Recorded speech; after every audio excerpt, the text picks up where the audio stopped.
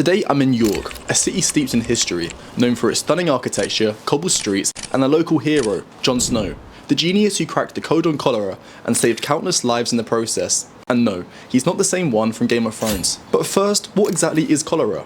It's an infectious disease caused by the bacterium Vibrio cholerae, typically spread through contaminated water. Symptoms can range from mild diarrhea to severe dehydration, and if left untreated, it can be fatal. Imagine having to dodge a bullet that comes from your drinking water. That was the reality of life in 19th century Britain. Jon Snow was born right here in York in 1813, the first of 9 children. His childhood was marked by unsanitary conditions, as it was for many during the period. Life back then was certainly different to today, and London was no exception, a city rich in innovation and culture, but plagued by cholera outbreaks. And this wasn't helped by the river, full of sewage, that we now call the Thames, running through the city. The streets were muddy, the river was a health hazard, and hygiene was far from a priority. Jon's early upbringing and experiences with dirty water inspired him to tackle cholera head-on. Fast forward a bit, and young Jon sets off to become a surgeon apothecary. At just 14, he started his medical apprenticeship. By the time he was in his 20s, he was already knee-deep in cholera outbreaks, quite literally sometimes. His first major encounter was during an epidemic in Killingworth, a coal mining village in the north of England. Snow treated many victims and gained crucial experience that would become vital later on. Jump to 1854,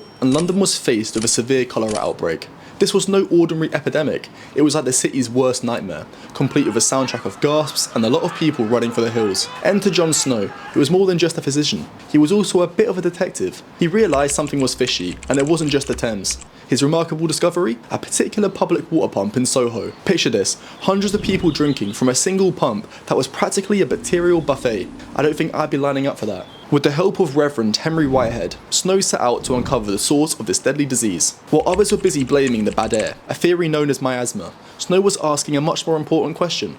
What if it's the water? And spoiler alert, it was. During the devastating 1854 outbreak, Snow created a map, plotting cholera cases like some twisted game of join the dots.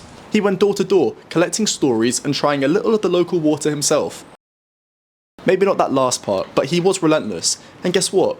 He noticed that nearly all of the deaths were clustered around a single water pump on Broad Street, now Broadwick Street. So what did he do? He pulled the handle right off. That's right, one decisive action turned him into a hero of public health. And in case you're wondering, yes, it probably was a bit of a mess, but it worked. The outbreak diminished almost immediately. Snow's work laid the groundwork for modern epidemiology and changed how cities manage water and waste. London and eventually other cities began to clean up their act, leading to better public health worldwide. Thanks to Jon Snow, we now have cleaner water and fewer stomach-churning outbreaks. So the next time you sip on some water, raise a glass to Jon Snow, the man who fought cholera and won.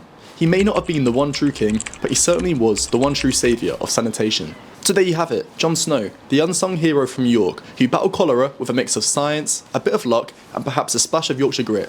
Thanks for watching, and I'll see you next time. Plotting cholera... Sorry, that bird's fucking loud. My finger's gone numb. Plotting cholera cases like some twisted game of... Mate, at the same time... Okay. Snow's work laid the groundwork for modern epidemiology.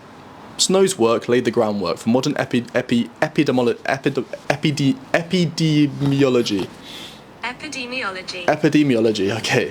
Alright. Oh, wait for that. But first...